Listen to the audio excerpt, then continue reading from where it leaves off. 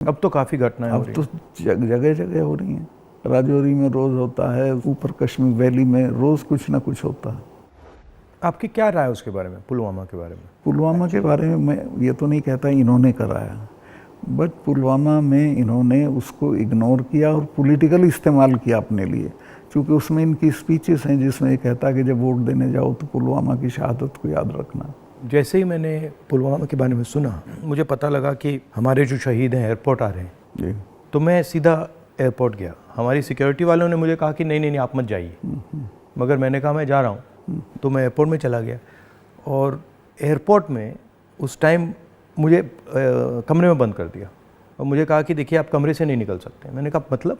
तो उधर वो सब शहीद आए थे, वहाँ पे आर्मी के लोग थे, प्रधानमंत्री आ रहे थे और मुझे मतलब लिटरली चाबी से बंद किया कि आप बाहर नहीं जा सकते। मैंने सिक्योरिटी वालों से बोला ये मतलब ऐसे कैसे कर सकते हैं, और फिर लड़के मैं वहाँ से निकला तो मुझे लग रहा था कि एक पूरा वहाँ पे शो सा क्रिएट हो रहा था। हाँ वो था ही, वो प्रधानमंत्री को श्रीनगर जाना चाहिए था, राजनाथ सिंह आए थे, मैं था, हम लोगों ने श्रद्धांजलि दी थी, प्रधानमंत्री को उसी दिन जाना चाहिए था। नहीं मगर मुझे उसमें क्या शौक लगा कि ऐसे लग रहा था कि एक कोई बड़ा इवेंट सा हो रहा है ना इसके लिए, और वहाँ पे प्रधानमंत्री आए हैं और ये पूरा मतलब जैसे देश को दिखा रहे हैं कि भैया देखो, काफ़ी डिस्टेस्टफुल सा था।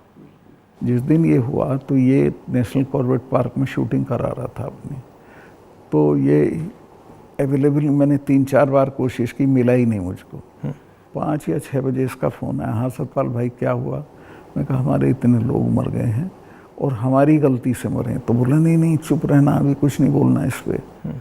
फिर 1 घंटे बाद ये डोभाल जो मेरा क्लास फेलो रहा लॉ में मेरठ में, तो इसका फ़ोन आया, सतपाल भाई आप बोल दी। मैं 2 चैनल को बोल चुका था ये बात, तो इन्होंने कहा नहीं नहीं कुछ नहीं बोलना इस पर।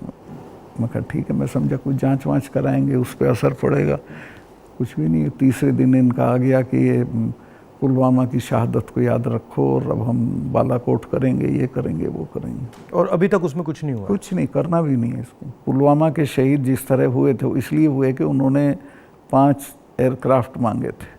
अगर वो मेरे से मांग लेते तो मैं इमीडिएटली कर देता। मैं तो वहाँ स्टूडेंट्स जब जम्मू में फंस जाते थे बर्फ में, उनको एयरक्राफ्ट से, क्योंकि दिल्ली में एयरक्राफ्ट इमीडिएटली मिलता है किराए पे। 4 महीने तक एप्लीकेशन उनकी पड़ी रही होम मिनिस्ट्री में और 4 महीने बाद वो खारिज कर दी कि नहीं देंगे।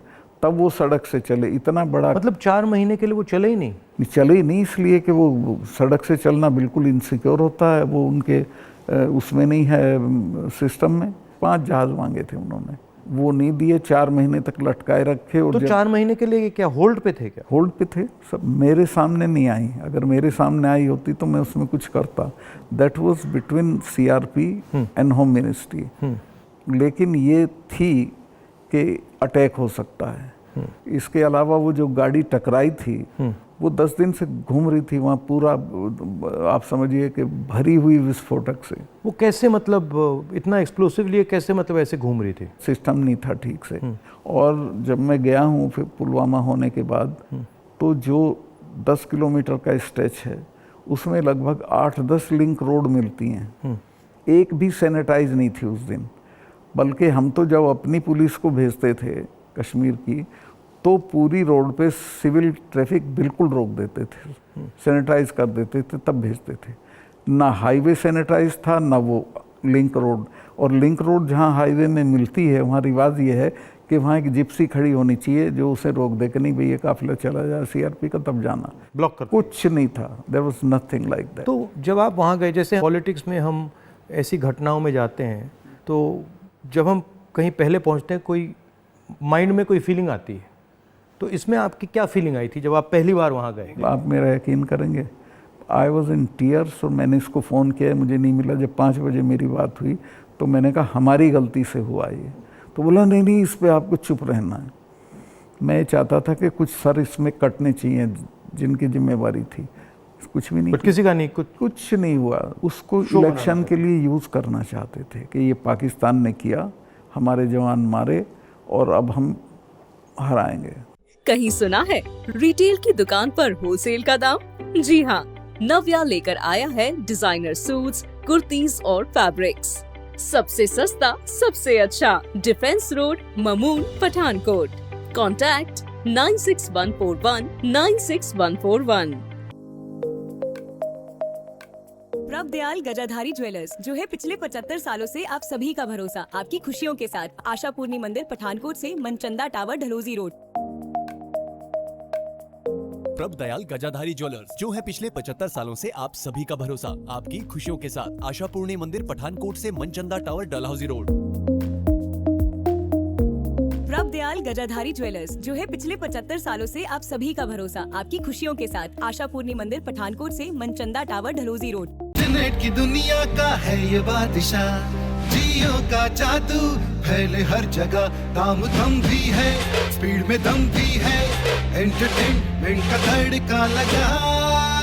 अब हर घर चलेगा, हर घर चलेगा, हर घर चलेगा जियो फाइबर। अब हर घर, अब हर घर जियो फाइबर। अब हर घर, अब हर घर जियो फाइबर। अब हर घर, अब हर घर जियो फाइबर। अब हर घर, अब हर घर जियो फाइबर।